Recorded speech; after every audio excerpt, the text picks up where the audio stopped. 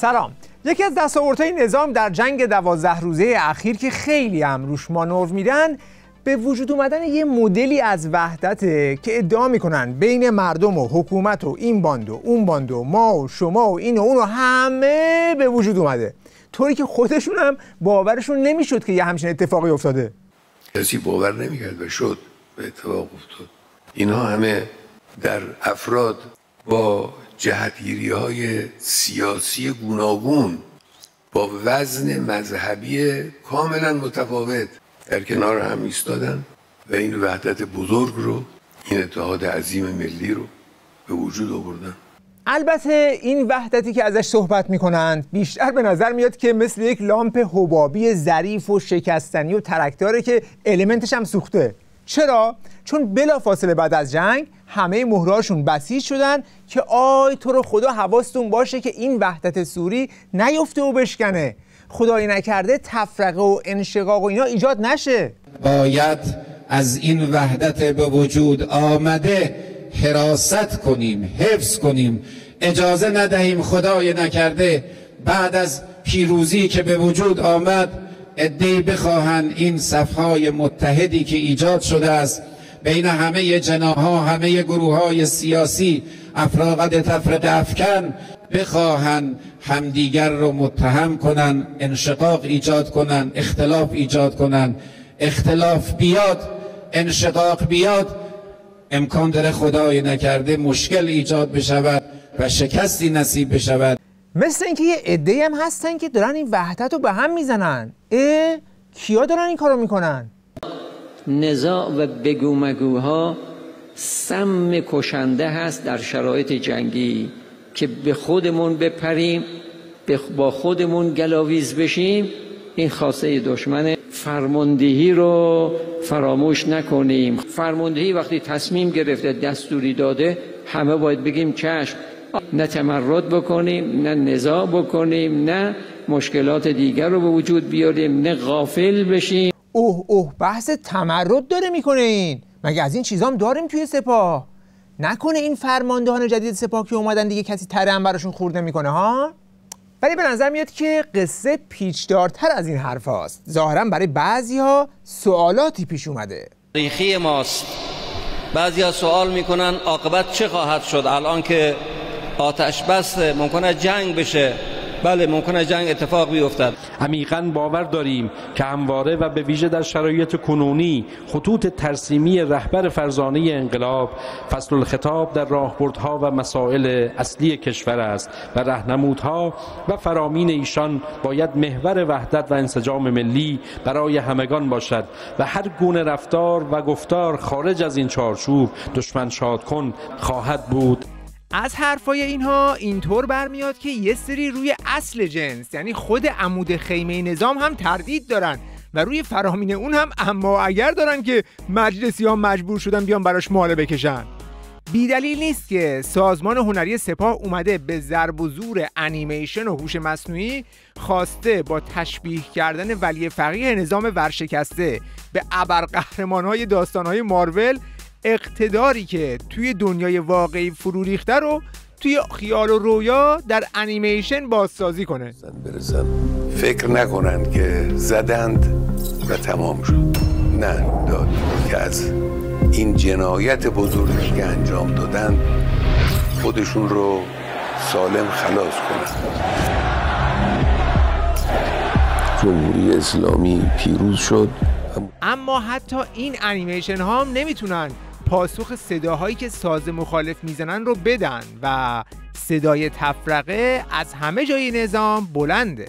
در این شرایط صدای تفرقه و نفاق از هر زبان و قلمی که بلند شود زدن خنجر به همدلی و انسجام ملی کشور ماست و گل زدن به دروازه خودی به نیابت از دشمن هست. لذا هر اقدامی که باعث بشه انسجامی که ایجاد شده، انسجام مردم با ولایت، مردم با مسئولین، این انسجام خدشه‌دار بشه، بازی کردن در زمین دشمن هست. پس از هشدارهای اینا میشه نتیجه گرفت که ظاهراً یه سری هستن که وحدت کار نمیکنن و با زبان و قلم و قدمشون تو کار خنجرن به پهلوی عظما.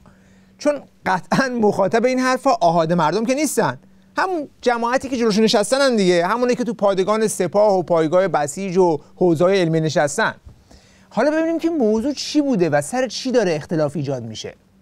یکی از موضوعاتی که توی نظام جنجالی شد در این مدت مصاحبه پزشکیان با یک خبرنگار آمریکایی بود که اونجا پزشکیان برای اینکه دل طرف مقابل رو به دست بیاره چند تا کله ملق زد که بعد براش دردسرساز شد.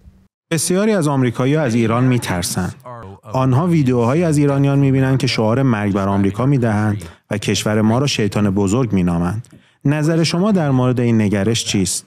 این مرگی که میگن مرگ بر مردم آمریکا و یا روند مسئولین و دولت آمریکا هم نی. مرگ بر جنایت، مرگ بر قتل، مرگ بر پشتیبانی از کشت و کشتار، مرگ بر آن چیزی است که باعث ناامنی در منطقه میشه. تا حالا ایرانی رو دیدید که یک آمریکایی رو ترور بکنه؟ من که نشنیدم. آره بابا، اصلا این شعار مرگ بر آمریکا یک شعار نمادینه. منظور یک آمریکایی که توی فیلم‌ها می‌بینی. پس 40 ساله که این همه بسیجی دارن کشک شعار میدن دیگه ها. احتمالاً به پزشکیان گفته بودن که این یه مصاحبه‌ایه که اونور آب فقط پخش میشه، کسی اینور نمیبینه. ولی بعد مثل اینکه یک اختلالی وجود داشته اونور آب که اصلاً تحویلش نگرفت، ولی اینور واکنش برانگیز شد. برخی هستند که باعث میشن ما دلمون برای رئیس جمهور شهیدمون آیت الله رئیسی بیشتر تنگ بشه.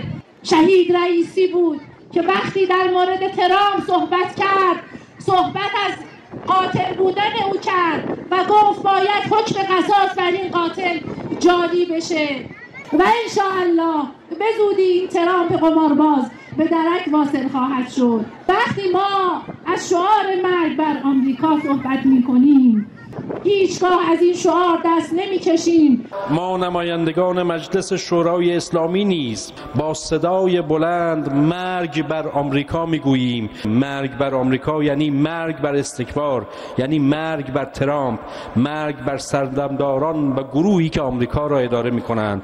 خب تا اینجا به نظر میرسه که یه اختلاف نظرهای وحدت شکنی بین مجلس و دولت سر برخی مسائل خورده‌ریز مثل اینکه مرگ بر آمریکا یعنی چی وجود داره. اما یکی دیگه از موضوعاتی که 1 ماه بعد از جنگ هنوز داغه، ریشه یابی غافلگیری بزرگی که توش افتادند که هر چی میگذره سوالات گنده تری رو میاد که بالاخره چرا غافلگیر شدیم؟ تقصیر کی بود؟ باید یقه کی رو گرفت؟ و این حمله به ایران کلپس یک نظریه‌ای بود، یعنی دیگه تمام شد اون نظریه که میگفت تبعات 7 اکتبر هرگز به ایران نخواهد رسید. محال از آمریکا و اسرائیل به ایران حمله کنه. نظریاتی وجود داشت در خیلی سوالات زیادی است که سیستم‌های نظامی اطلاعاتی و دیپلماسی ما باید جواب بدن. شورای امنیت ملی ما باید پاسخگو باشه. اینطوری نی. کلی آدم شهید شدن. ما خیلی صریح سوال خواهیم کرد و در این موضوعی که داریم ملاحظه نداریم که این نظریه فلان متعلق به فلان کسی بوده که الان در قید حیات هست یا در قید حیات نیست. در مورد اینکه این نظریه متعلق به کی بوده که الان دیگه در قید حیات نیست، خب گزینه‌های محدودی به ذهن میاد. اون یارو کدوم بود اسمش؟ اونی که حماقت از سر و کولش میبارید، خیلی چهره بلاهت آمیزی هم داشت. جای شهید عزیزمون لشکر سلامی خیلی خالیه.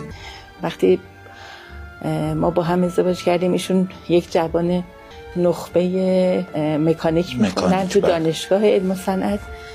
جزوات دانشگاهی مکانیک خودشون رو می آوردن تا همین هفته قبل از شهادتشون این فرمول ها رو اینها رو مطالعه می کردن. این نخبه علمی بودنشون رو ما یه جاهایی دیدیم. بله. اجازه بدید بریم به مراسم رونمایی از چند دستاورد تشخیص کووید 19 توسط سپاه پاسداران انقلاب اسلامی. اونچه که امروز ملاحظه می‌فرمایید یک پدیده علمی و فناوری نوظهور و منحصر به فردی است که توسط بخشی از بسیجیان دانشمند و توسعه پیدا کرد. اساسش هم اینه که با استفاده از ایجاد میدان مغناطیسی، یعنی استفاده از ویروس دو قطبی که داخل این دستگاه تعبیه میشه، هر نقطه ای از محیط تا شعاع 100 متر که آلوده باشه، آنتن این دستگاه درست در مقابل اون نقطه قرار میگیره و در عرض حدود 5 ثانیه موفق میشه این نقطه آلوده رو کشف کنه. یعنی گیجبازی در این لول ما داریم. ولی مشکل نظام اینجاست که گیجبازی فقط مال اونهایی نیست که دیگه الان در قید حیات نیستن، بلکه همینایی هم که الان مصدر کارن هم تو گیجبازی کم از اون یکی‌ها ندارن. آسیب رو ما در حوزه اطلاعاتی خوردیم، در حوزه تاکتیکی و میدانی ما رکب خوردیم. ورود این همه ریزپرنده با این حجم از عملیات علیه سیستم های آفندی و پدافندی قابل قبول نیست. آقای وزارت اطلاعات و سازمان اطلاعات سپاه و حفاظت اطلاعات، جامعه اطلاعاتی کشور بابت این اتفاق باید پاسخگو باشه. قابل توضیح نیست، بعضی چیزا قابل توضیح و توجیه نیست. گفت پاسخ بده دیگه. ببینیم اسماعیل خطیب چی میگه.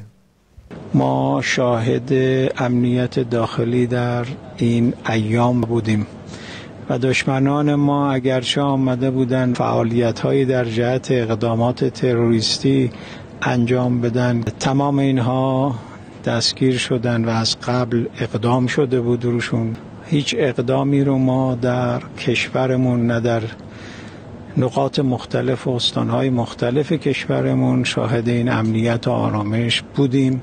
قشنگ مرزهای دروغگویی رو چند فرسنگ جابجا میکنه، خرجی نداره که میکروفون رو گرفتن جلوش اینم میگه. اینکه کی باور میکنه که مهم نیست. ولی نکته اینجاست که بعد از اتفاقاتی که افتاده این حرف نه تنها شلمغزترین بسیجی رو قانع نمیکنه، بلکه خود طرف همچنان سوژه دعواست. یکی از نقص‌هایی که نظام ما تا به حال داشته عدم محاکمه آدمای عالی رتبه و اونایی که نتونستن کارشون رو انجام بدن. الان واقعا باید وزیر اطلاعات مورد احترام ماست ولی باید محاکمه بکشن. همین تائب هم باید محاکمه بشه. مقصرین اصلی فرماندهان عالی رتبه مسئولین اطلاعات امنیتی کشورن. آقا شما که به راحت به این سیاسیون گیر میدید، تلفن‌ها رو کنترل میکنید، تمام شبکه‌های مجازیشون رو چک میکنی، یا بنده طلبی بخوام یه انتقادی بکنم آقا امثال ما رو احضار میکنید. خب اینو بعد داره بیاد راجع به اینا احضارشون کنید. آقا این چطوری بوده که ساعت 1:30 آقای سلامی زنگ میزنه به صدا سیما میگه 3 حمله میکنن و خودش هم جاشو عوض نمیکنه، نمیگم به جاتو عوض کن، همونجا با مسئول دفترش میزنن شهیدش میکنن و دیگران هم همینطور. پس معلومه که یه چیزی سوراخه، یه چیزی مشکل داره. بحث مطالبه محاکمه است، اونم دونه درشتا. یعنی سطح دعوا اصلا لیگ دسته 2-3 نیست، دسته 1. دلیل هم داره، چون هر چی هم که بگن باز بسیجی وقتی با خودش فکر میکنه و به این سوال میرسه که بالاخره کی زنگ زد که همه اونا با هم برن توی جلسه، تو مغزش قوقا میشه و دیگه به هیچ کی نمیتونه اعتماد کنه. مثلا میگن آقا 700 نفر رو الان دستگیر کردن، باز همون مدل تکراری. 700 تا که مثلا طرف یه توییتی زده، مثلا احتمالاً یه استوری گذاشته، یعنی باید رفت سراغ اونایی که میدونسته که آقای سردار کاظمی رو باید به کدوم ساختمون هدایت کنه.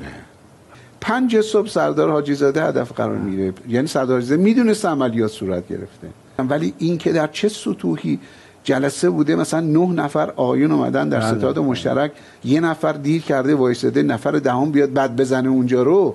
این دیگه صحبت این نیست که من رو ببینم تو اینستاگرام مثلا آقای زاد یا آقای باهنر چی گفته من برم سراغش. باز همون به نظر من ردگم کردنه.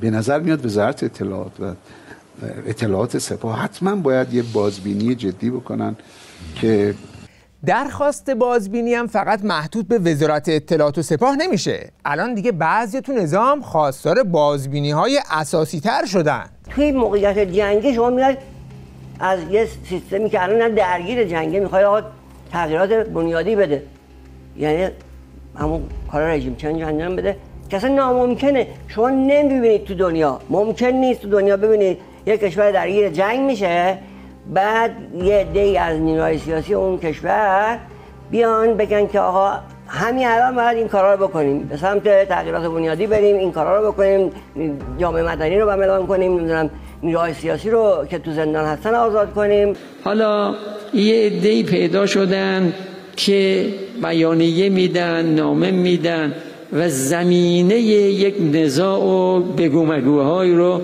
دارن به وجود میارن. متاسفانه این قدم ها و این کارها مثل سم که برای وحدت ما بسیار آسیب وارد میکنه. بابا شما که میگفتید وحدت ملی و چی رو چسبوندیم به هم، چسبش دووم نیاورد؟ خیلی آبکی بود. ظاهراً فاصله تاریخ تولید و انقضای این وحدت سوری چند روز بیشتر نبود، خیلی زود اکسپایر شد.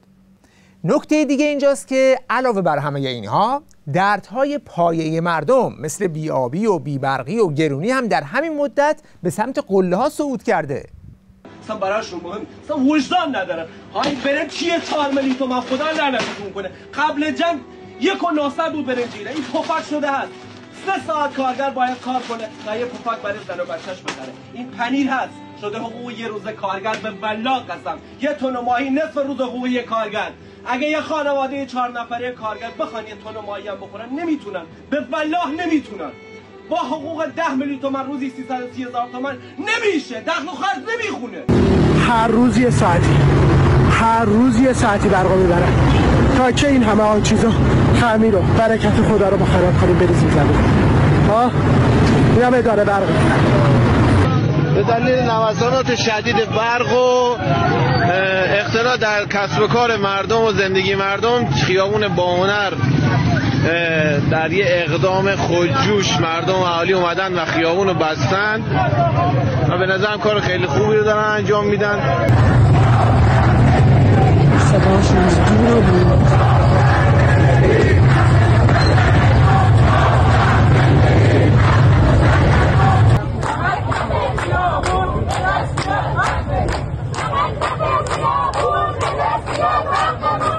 نتیجه این که اون وحدتی که ازش دم میزدند حبابی بود که به سرعت ترکید و تنها دستاورد نداشته‌ای که میگفتن داریم هم الان دیگه برباد رفته.